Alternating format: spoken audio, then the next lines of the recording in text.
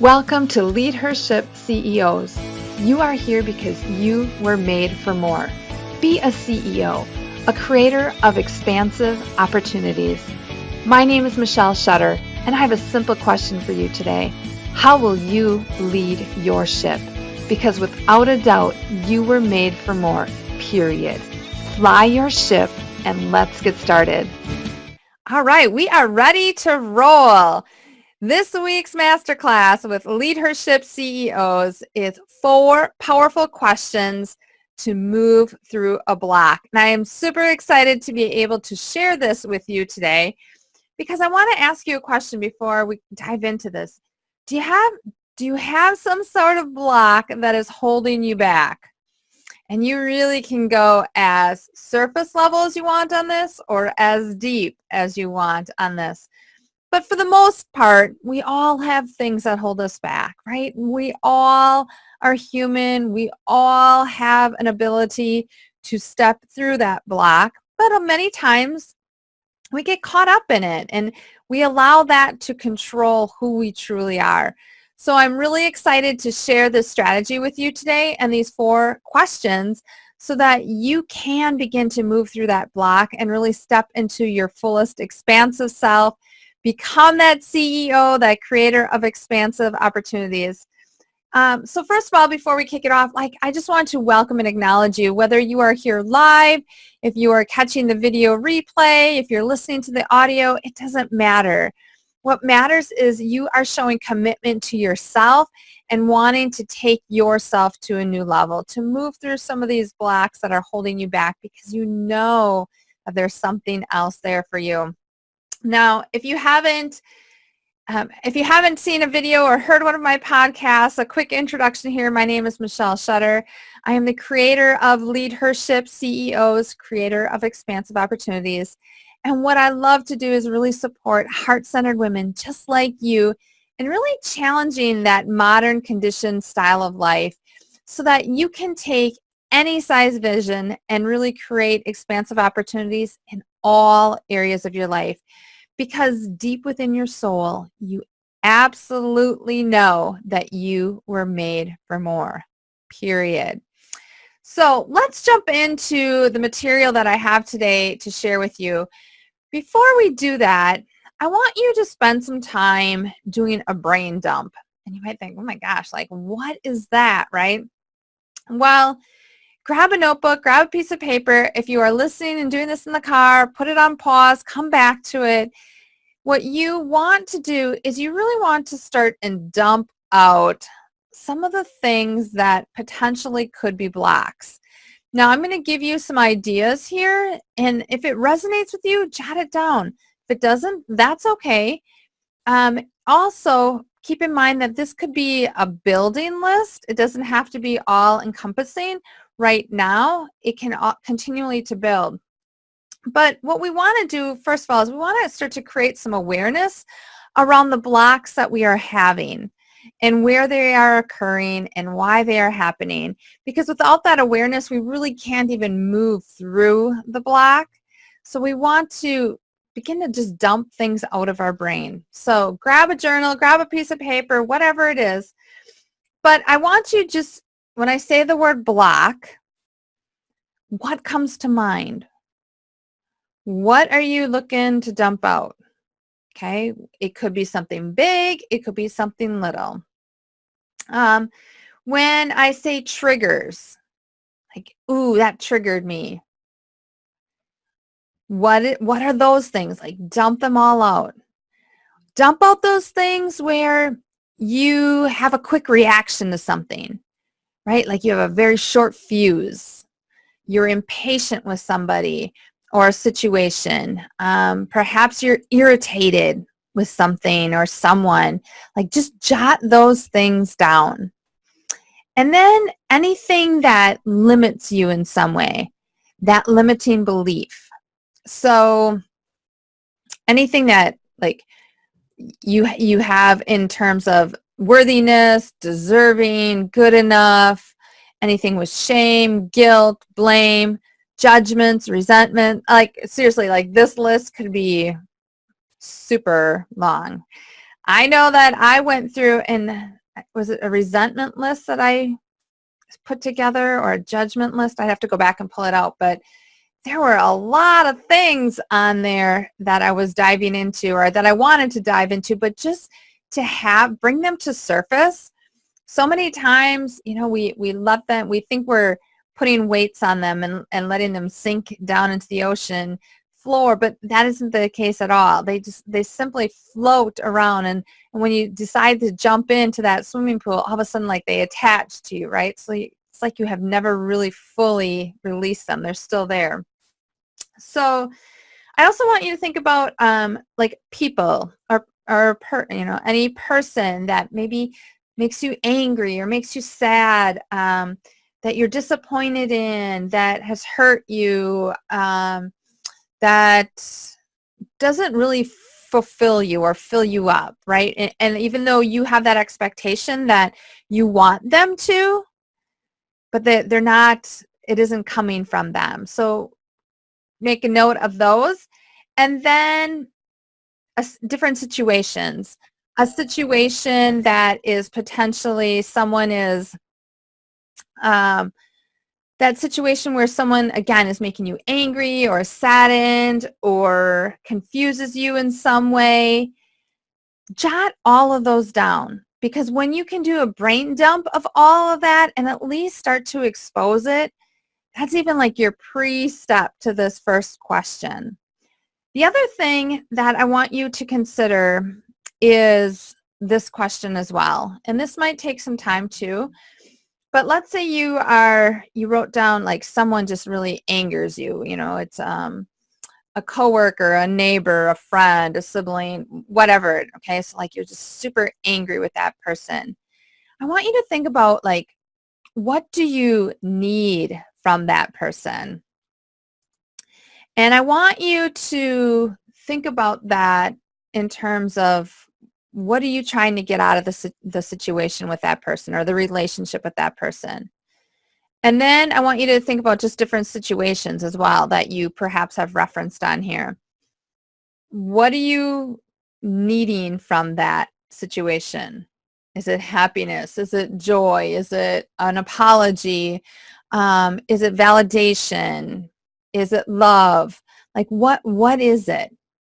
And just kind of make note of that next to those. Because again, when we are in this space of dealing with a lot of our blocks, it's like we're looking for something else. And so I want you to just be conscious of that and aware of that. So here's what we're going to do. So once you have, and obviously as I'm recording this and I'm giving you this content, you can certainly pause this. If you're here live, you'll have to perhaps come back or just make a note of it. But once you have this list and these brain dumps, I want you to just to pick one thing off your list that perhaps isn't so deep. Just pick, and remember I referenced this just before, like you're going to have shallow things, you're going to have deep things, deeper, right? Like your blocks are going to have different levels. Pick something that is just more shallow to kind of support you through these 4 powerful questions. So let's see, what kind of an example could I use here?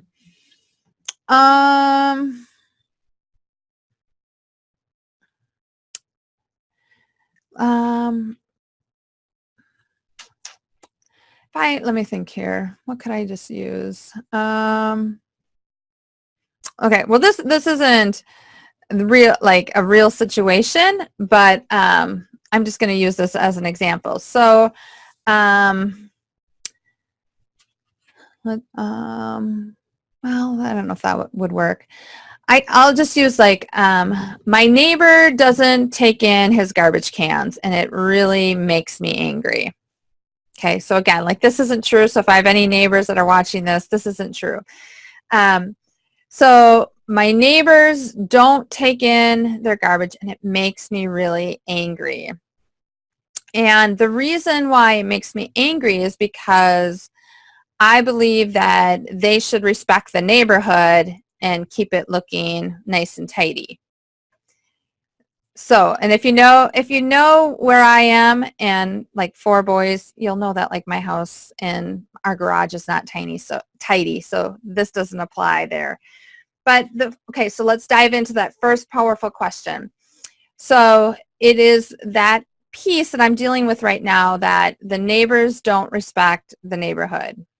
So the first question that I want to ask there is it true? Like, just because they kept the garbage cans out for a couple days or a week, is it true that they don't respect the neighborhood? Now, I want you to really pay attention here, because this is a simple yes/no question. Is it true? This is not, well, they should, because there's no shoulding here. There's no buts and because. It's either yes or no. Now, I should back up just for a second, because these 4 powerful questions actually come from the work of Byron Katie. These are not questions I developed. I have added a few things here with it, especially the tips at the end. But know that this is the work of Byron Katie. So you can also find her online. She has some very powerful content out there as well. So again, I'm going to go back to my question. The neighbors don't respect the neighborhood because they don't put their garbage cans in. Is it true? Well, yes. If I say yes, it's true, I'm going to go to the second question. If I'm going to say, if I really sink into it and think about it, and I say no, then I'm going to go on to question 3. But here's what you want to do as you're asking yourself this question, because immediately, is it true? Like immediately your ego mind wants to say, yes, it's true, because why would I be here if it wasn't true? Why would I be experiencing these feelings? Why would I be so uptight with my neighbors if it wasn't true? But here's the trick in this one.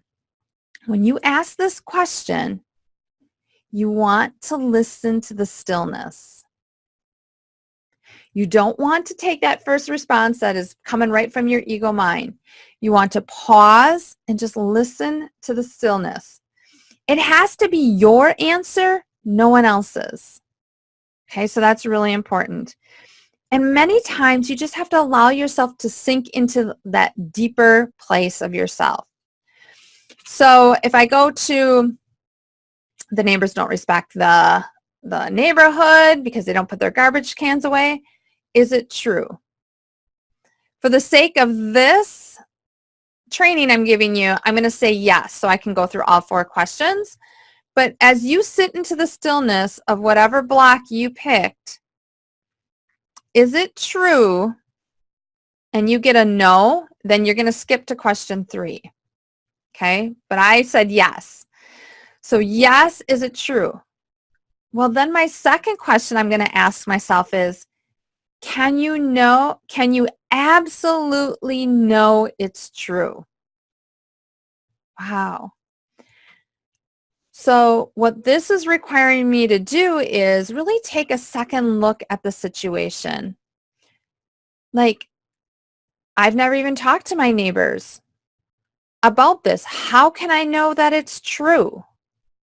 I gotta kind of go back to that moment. Wow, their garbage cans were out for a week, and it looks like they were in and out of their driveway a lot that week. Maybe they had a lot going on. The one thing here in this question is that we're really having to discern between truth and true. And that can get tricky. But this question is so powerful. And again, that second question is, can you absolutely know it's true? Again, this is just a yes or a no question. Either way, if you get yes or no, you're going on to number 3. Okay? Yes or no. So when I think about that again, and I think about my neighbors, gosh, do I absolutely know it's true that they don't respect the neighborhood because they didn't bring their garbage cans in? No. I can't I can't say that I do know that. I can't say that I do know that it's true. And again, like this is a space where you're just in stillness and sinking in to it, really coming from your heart rather than up here. Okay, so that was question number 2. Question 3 is where we're going to start to really dive in deeper here. Question 3 is, what happens when you believe that thought? Or another way to put it is, how do you react when you believe it? Well, if I use my neighbor situation here, I get ticked off, right? I'm angry. They're leaving their stuff all over the place. Like, why can't they bring their garbage cans in? I mean, seriously, how much does it take to walk to the end of your driveway and bring your garbage cans in? Right? Like, I can feel myself just starting to tense up in my shoulders. I can feel like my stomach's just starting to tighten. Like that is that piece of me that just wants control, wants to be right, wants to prove somebody wrong. And so I really want you to pay attention when you ask yourself that question based on your block. I really want you to ask yourself to, again, sit still, but then pay attention to the reactions that you're having. It's almost like you are reliving that situation. Like you are hopping back in time and going back to that situation and just really diving into that. Okay, so pay attention to that. So how are you reacting? Allow yourself to feel the feelings. How does it show up in your body? If there were people involved, like how did they treat you? How are you treating yourself? Pay attention to all of this and just like get it out onto paper again, like so that you can see that visual in front of you as to what is happening, what you're revealing, what is being peeled away for you. In this question is where you're starting to get the cause and effect that start to come into play here. When you believe in this, that reaction comes up, right? So it can be anything from just this mild disturbance to a panic to a fear to just a downright pissed off, right? So pay attention to all of that. The other thing I want you to think about is, if there's somebody involved, how are you treating them in terms of like what actions are you giving them? So if I go back to my neighbor, it'd be like, cripes, they can't even bring their garbage cans in. I'm not going to talk to them. They're saying hi to me as I get out of the car. Well, I didn't hear you. I go in. And again, like, just keep in mind, this is all made up. But like, this could be very real. This could be very real. This block, this trigger, this thing that I'm holding on to. And then I want you to think about, is this situation bringing me peace or bringing me stress? Sometimes we become so accustomed, almost numb to the stress that we accept it as normal. Ladies, this is not normal. Okay? Living in this stressful state is not your true self. It is not your higher self. Stop accepting this as your normal. But again, unless you become aware of it, you have no idea. You have no idea.